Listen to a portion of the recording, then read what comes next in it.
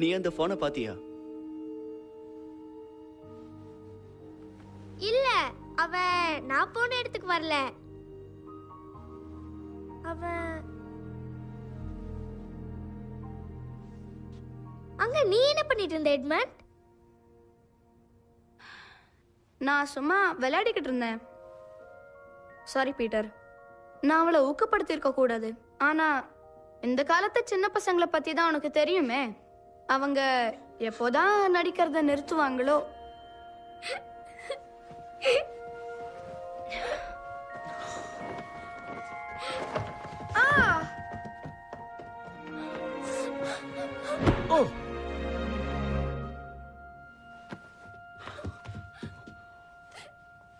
இதுக்கு மேல நீங்க குறும்பு பண்ணீங்கன்னா உங்களை குதிரை லாயத்துல நான் தூங்க வச்சிருவேன். ப்ரொஃபசர், என்ன மன்னிச்சிருங்க. உங்களை தொந்தரவு பண்ணக்கூடாதுன்னு இவங்களுக்கு சொன்னேன். பரவாயில்ல மிஸ்ஸஸ் மெக்ரெடி, இதுக்கு ஏதாவது காரணம் இருக்கும்னு நினைக்கிறேன். அதுக்கு முன்னாடி இந்த குழந்தைக்கு ஏதாவது குடிக்க கொடுத்தா நல்லா இருக்கும். என் கூட வச்செல்லாம்.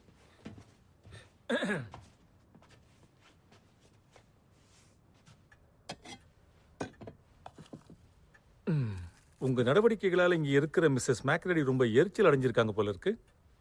எங்களை மன்னிச்சிருங்க சார். இனிமே இந்த மாதிரி நடக்காது.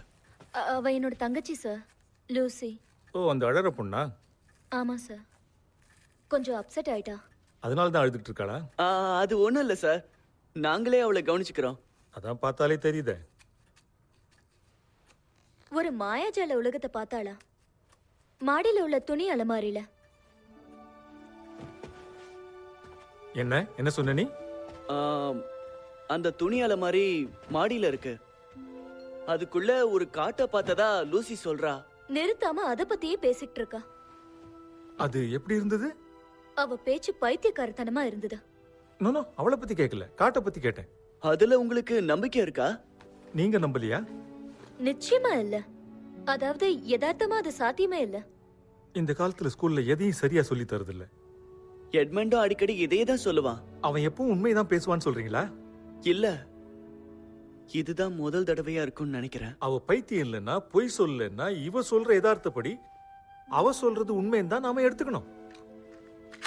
அவ சொல்றத நாங்க அப்படியே நம்பணும்னு சொல்றீங்களா? அவ உன் கூட பிறந்த தங்க தானே, உன் குடும்பம் தானே.